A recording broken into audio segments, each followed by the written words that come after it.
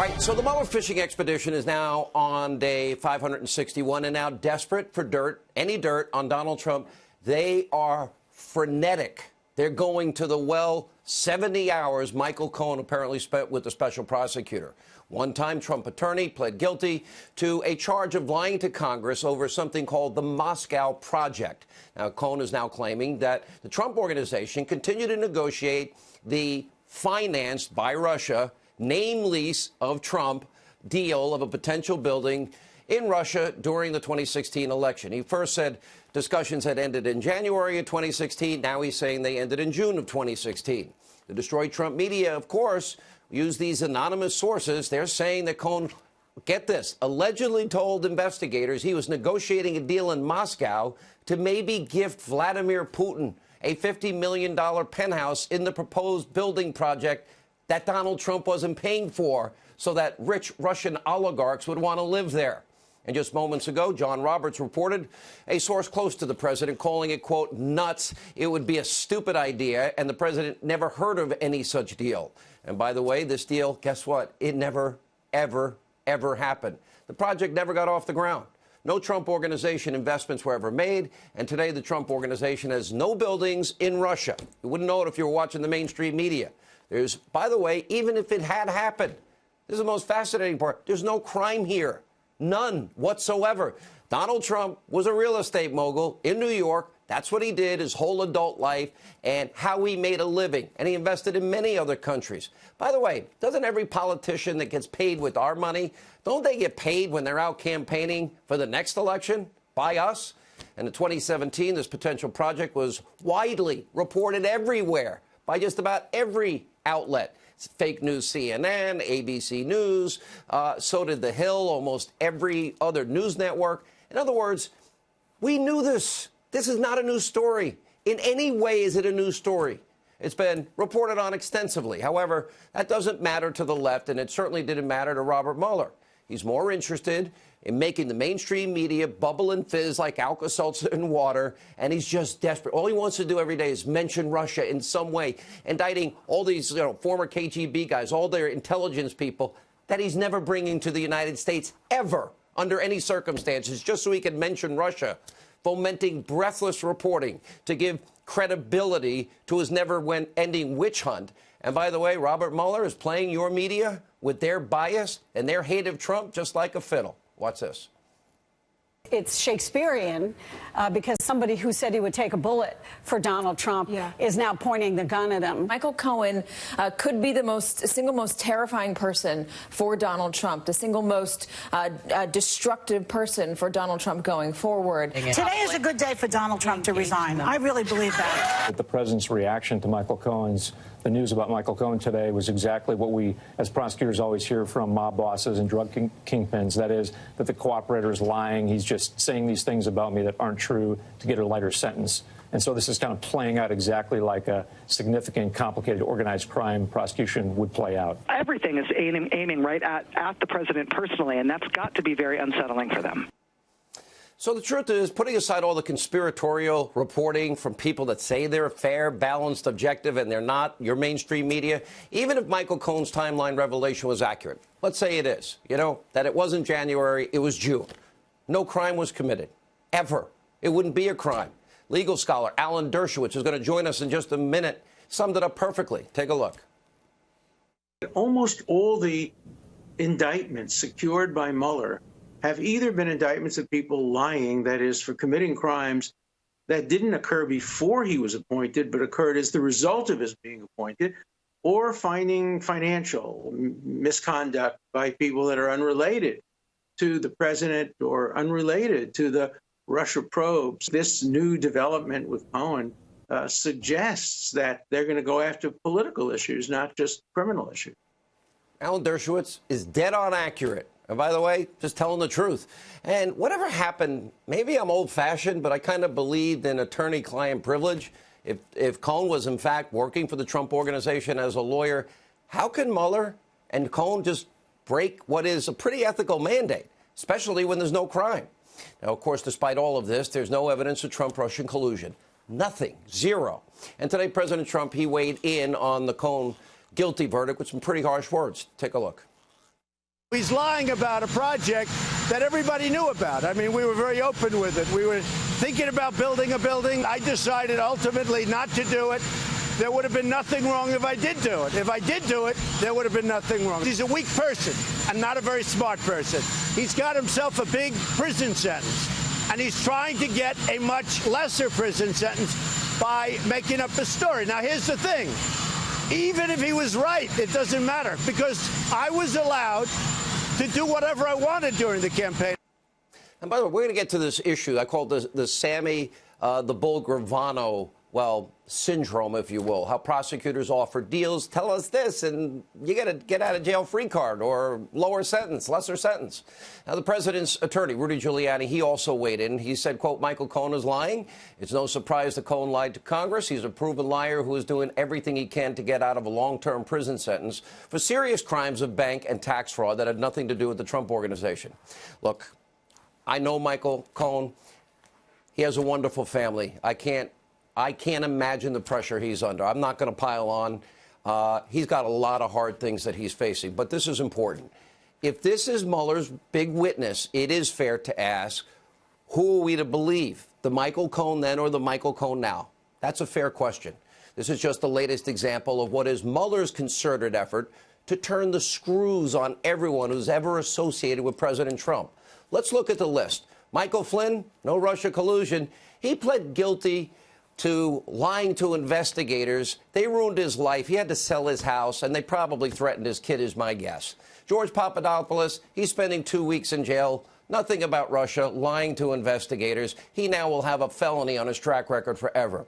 Paul Manafort had the book thrown over him. Oh, let's see, financial crimes dating back to 2007, bank loan applications, taxes, nothing Russian, nothing. What's amazing is he had a cooperation deal that ended likely because, well, he wouldn't lie like Jerome Corsi wouldn't lie. Meaning think about this, Paul Manafort tonight is willing to risk dying in prison than lie as the prosecutors would want. Jerome Corsi on the show last night, on my radio show for a full hour this afternoon, rejecting another lying investigator's plea deal. He might die in prison. 72 years old. He could have gotten a get-out-of-jail-free card and now is under Mueller's microscope, potentially facing life in prison, dying in prison, like Paul Manafort. And as he said last night on my radio show today, he's willing to do that because he can't lie before his God. That's what he said. His faith won't let him. Roger Stone is also literally feeling the special counsel's wrath. Now, none of the men I just mentioned to you had pled guilty to or admitted to anything related to Russia collusion. There's no evidence of any Russia collusion. None of them are being tried for any crimes related to collusion. 561 days of what? Now, here's the problem, and this is where we get to the crux of the matter. We have to analyze this deeply. What's happening is instead of seeking truth and justice, instead of applying our laws, in other words, equally applying our laws to everybody, equal justice under the law, what you're watching is a special counsel that has spun out of control, left way beyond his mandate, laying just perjury traps and literally trying to coerce people into what we call testa lying. In other words, Mueller's telling people, if you just say what we want. I mean, Corsi gave me full detail on my radio show today. Look, they were saying, just tell us, and listen, you probably won't even get probation. You know, if not, you're going to die in jail. That's the choice. And to think he's saying, I'm not going to lie. I won't lie. I believe in God, Jesus. I'm not going to do it. It's similar prosecutorial treatment that, remember, Sammy the Bull Gravano. You may not remember the case, I'll remind you. Killed at least, get this, that guy right there killed at least 19 people, got off no jail time. Then he just had to literally testify against John Gotti. And then after that, he was rewarded. Not only did he not go to jail, he was in the witness protection program, and he got a nice new house in Arizona. Isn't that nice? 19 people, no time in jail. Meanwhile, if you're not a notorious gangster or a Trump ally, the wheels of justice are turning much differently. Mueller's team collects lying to investigator guilty pleas like they're going out of style. They can't get the underlying crime or these people to say things that they don't believe to be true. Top Democrats, deep state bureaucrats, they lie, they get away scot-free. I've got the list. Look at the longtime Clinton aides, Cheryl Mills, Uma Abedin, blatantly lied when they told investigators that they had no knowledge of Hillary's private email. Really? Because they actually emailed there. Our friend and reporter here at the Fox News Channel, special report, Catherine Herridge, reporting either DOJ official Bruce Orr or Fusion GPS founder Glenn Simpson likely lied due to their contradictory testimony. Dirty Dossier author Christopher Steele, not only did he lie, he lied and leaked and was fired by the FBI. And then guess what? He was working still with Bruce Orr, fourth most powerful guy at the Justice Department. And now we have notes that show that he was trying to feed Bruce Orr, whose wife Nellie worked for Fusion GPS, information he was trying to feed Robert Mueller. And meanwhile, remember, Steele doesn't even stand by his own dossier when challenged in an interrogatory in Great Britain.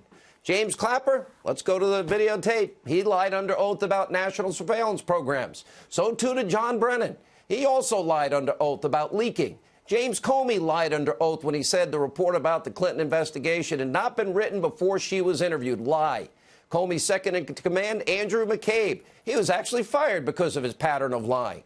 Where are the federal cases against these liars, against these people lying to Congress? Instead, what? We're pushing for charges. Fired FBI Director Comey actually defended the DOJ's pattern of lying on The View, literally saying, I lied, McCabe lied, but you can still be a good person if you lie. Well, unless you're a Republican, then they're going to put you in jail. Your second in command, McCabe, was fired for lying multiple times within the FBI. You defended his character on Twitter. That's okay. Lying is okay internally. No, it's definitely not. In fact, the McCabe case illustrates what an organization that's committed to the truth looks like. We investigate and hold. I ordered that investigation. We investigate and hold people accountable. Good people lie. I lay out in the book, I think I'm a good person where I've lied. I still believe Andrew McCabe is a good person, but the Inspector General found that he lied, and there's severe consequences in the Justice Department for lying, as there should be throughout the government. The good people, they lie. The only problem is if you're not giving Mueller what he wants, then you're going to be charged with perjury. It's what I've been telling you. You want real Russia collusion? We've got it with all the evidence that Mueller doesn't have about Trump. We got the fixed email investigation, violation of the Espionage Act, the biggest obstruction of justice case I've ever seen, the dirty dossier bought and paid for by Hillary Clinton and the DNC. Why? To lie to voters and convince voters of Russian hookers urinating in Trump's bed in Moscow so that they won't vote for him. I wonder how many Americans didn't vote for Trump because of that leaked lie, that paid for lie. The FISA fraud abuse, lying to FISA judges, literally a FISA fraud extravaganza. And, of course, omissions that didn't even tell the judges that Hillary paid for it. Then we got insurance policies, leaking policies. Is Robert Mueller even going to ever look in that direction? I thought we were looking for the truth, for real Russia collusion. We've got evidence on all of this, and it's a slam dunk case. Why is he not? Because there's one set of rules in this country now for one group of Americans, the swamp creatures, or if you're a liberal Democrat or your name's Clinton. Another set of rules for everyone else. Try this at home. You're subpoenaed. You delete the email subpoenaed. You acid wash your hard drive. You have your devices busted and you have SIM cards taken out. Good luck to you. It's not going to work. In other words, we don't have equal application of the law, equal justice under the law. This is a two-tiered justice system. You, as an American, every American tonight, it should scare the hell out of you if the President of the United States and those who surround him are subject to what is now clearly a double standard political persecution. Nobody in this country is safe. Nobody. This is the United States of America. We're not a banana republic. At least we're not supposed to be. This is not how our constitutional republic and system of justice is supposed to work. We can do better. We better do better. We better demand better. We'll have more on this throughout the show. But first, we do turn to a network whose motto is, well, about as fake as their coverage. The so-called Facts First Network, CNN, forced to fire longtime contributor today, Mark Lamont Hill, but only after widespread outcry over his anti-Semitic rant during a speech at the UN. Take a look at this. If we are standing in solidarity with Palestinian people, we must recognize the right of an occupied people to defend itself. We must prioritize peace. But we must not romanticize or fetishize it. Commit to political action, grassroots action, local action, and international action that will give us what justice requires. And that is a free Palestine from the river to the sea. In case you don't know, from the river to the sea, Israel is located between the Jordan River and the Mediterranean. Mark Lamont Hill was literally repeating a call from terrorists and Palestinian extremists. In other words, you wipe Israel off the map. Now, while Hill was ultimately fired, literally disgusting far-left rhetoric from CNN anchors, contributors is nothing new. Their hatred for the president, everything that he represents, the fact that he won, has driven this network into a very dark, frankly scary place. Day after day, minute after minute, second by second, the coverage is more and more absurd, biased, and frankly hateful. We're going to show you a montage tonight you'll want to show your friends.